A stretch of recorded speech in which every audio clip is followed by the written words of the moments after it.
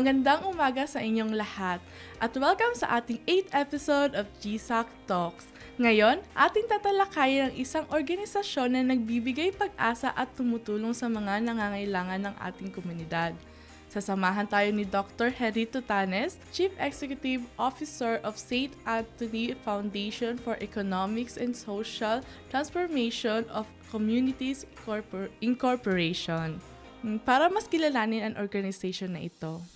So good morning po, Sir Henry. Or Good morning. Can I call you Dr. T? Yes, that's my nickname. Go ahead. Welcome po sa ating programang GSAC Talks. Good morning. Maraming salamat po at nagdalo po kayo sa ating programa. Maari po ba ninyong mapakilala kung sino po si Safes? Okay, ang Safes ay pinasimulan noong mga 2008-2009. Ang founder niyan at ang unang CEO ay si Monsignor Melchor Choi Esperida.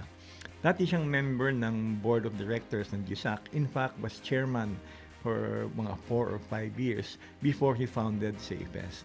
Ang purpose, ayon sa kanya, ay para magkaroon ng social action arm ang GSAC na nung panahon yon medyo nagkukulang. Kaya pinasimulan ito, nagbuo ng Board of Trustees. Kaya isa ako sa mga unang miyembro ng BOT at naging Vice President nga.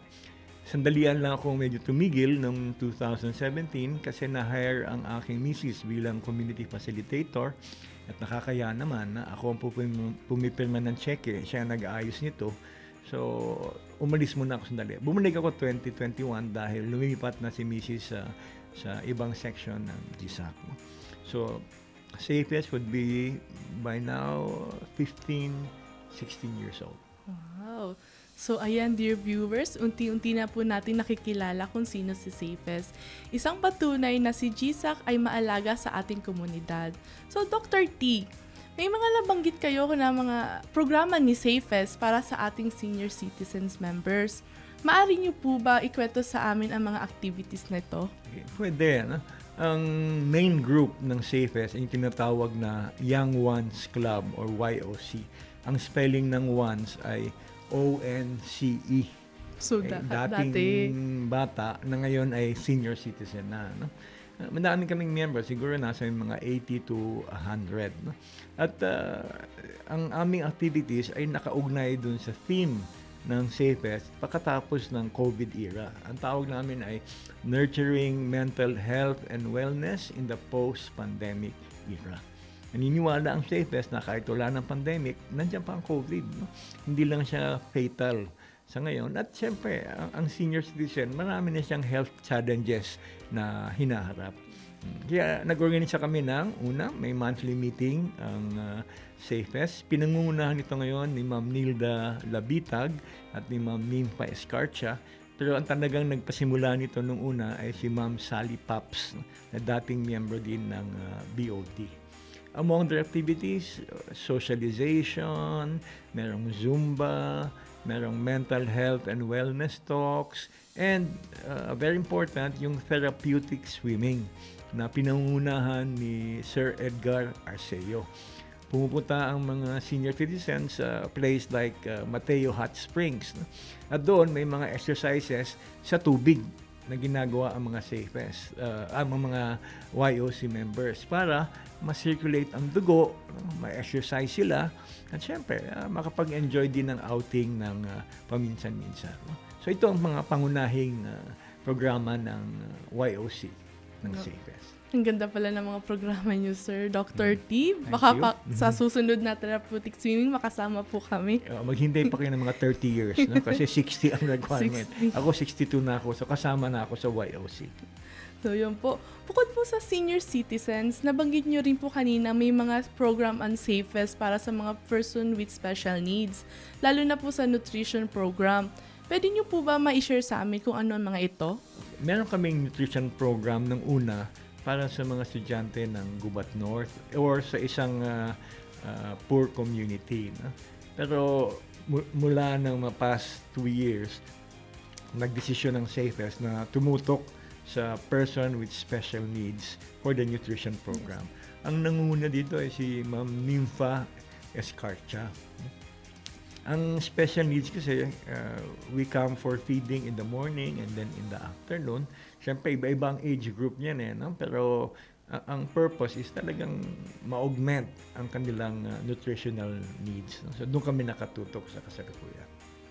So, speaking of feeding program po, meron po ba kayong mga activities or program sa mga partner schools? Oo. Unang-una, nandyan yung malunggay program namin, no?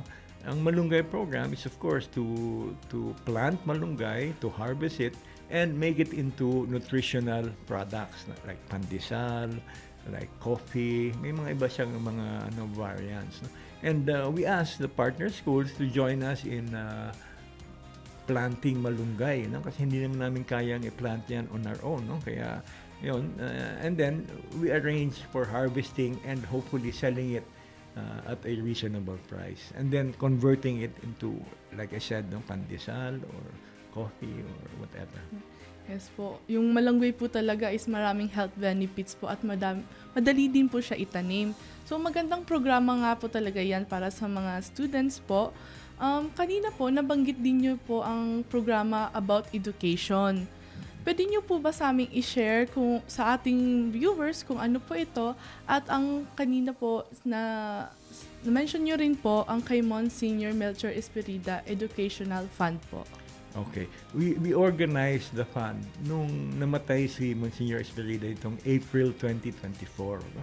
We felt that, we should recognize his contribution not only to SafeS but to the community in general. No?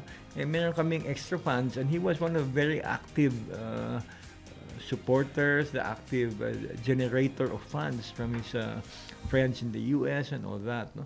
Kaya inayos namin, so meron kaming fund for grade 11, grade 12 students sa St. Anthony Academy. Okay. Yun ang pinili namin dahil Monsignor Esperida is an alumnus of St. Anthony Academy before he entered the seminary. And he was president of the St. Anthony Alumni Association for many years. No? Kaya nga, ito ang kanyang special, kumbaga, child. Okay, ang St. Anthony at ang Alumni Association. So, we organized that. Ang target ay grade 11, grade 12, senior high school student, yung mga malapit na mag-college. Yes. May konti lang financial benefit, but more importantly, to assist them when they reach grade 12 and are about to enter college. No? Madami kasing foundations na nag-o-offer ng scholarships. No? And SAFE is a member of AF, no? The Association of Foundations. At doon mo sila makikita. Number 1 dyan, yung SM Foundation, na nag-o-offer ng college scholarships anywhere in the Philippines. Hindi kailangan dito sa Bicol region. Region. So until na po talaga, tumutulong pa din po si late Father's Choi po sa atin. So ang SAFES po ay isa sa mga naunang organization under GSAC. Meron po ba kayong mga hamon na kinakaharap ang SAFES, at ano po ang inyong mga solusyon para po sa hamon na dumadating sa SAFES? SAFES is now 15 years old, and last 2021 nagkaroon ng CSR, no? Corporate Social Responsibility Arm, ang GSAC. And sometimes we feel na baka nagduduplicate na ang projects ng SAFES at ng GSAC. No? Now, we are not for the abolishing the projects. We are considering restructuring the foundation. No? Kasi pwede nang alisin ang foundation at ang SAFES programs ilagay na lang sa ilalim ng CSR ng GSAC. No? Para hindi nagduduplicate. In the first place, ang pinakamalaking financial contribution sa SAFES ay galing sa GSAC. Okay, so our programs thrive because of the support of GSAC. Pinag-isipan pa namin yan at iharap namin yan sa General Assembly natong May or early June kapag na-decision na ng board kung anong kanilang gagawin. Wow. Ang SAFES po talaga isang very interesting organization. From youth to our elderly, may nakahandang programa po talaga ang SAFES. Meron po ba kayong mensahe sa ating mga viewers? Unang-una, sa mga membro ng GSAC, no, yung ating mga empleyado, mag-member na kayo ng SAFES. No? Kung di ako nagkakamali, meron ng contribution kayong binibigay on a monthly basis from your payroll. We want to include you in the social action projects of SAFES. Number 2, a special appeal to the senior citizens. No? Okay, sumali kayo ng Young Ones Club. No? Maliit lang naman ang hinihingi. 100 pesos ang membership fee, 100 pesos ang membership sa GSAC. Kasi nakikita namin talaga, no, nabubuhayan ang ating mga senior citizens pag may meeting ang YOC. No? Kaya kung meron kayong lola o lolo, nanay o tatay na may edad ng 60 pataas, yayain sila na sumali ng aming Young Ones Club. Maraming salamat po sa inyo, Dr. T. Kami po ay napakasaya at nag-agree po kayo, samahan kami dito sa aming programa. Walang anuman. Mga ka-GSAC, sana ay marami kayong natutunan sa ating episode ngayon. Tandaan, ang pagtulong sa komunidad ay isang mahalagang gawain na nagdudulot ng positibong epekto sa ating lipunan. Hanggang dito lamang po ang ating programa. This has been Maria and Dr. Henry Totanes. Magkita-kita po ulit tayo sa next episode ng GSAC Talks.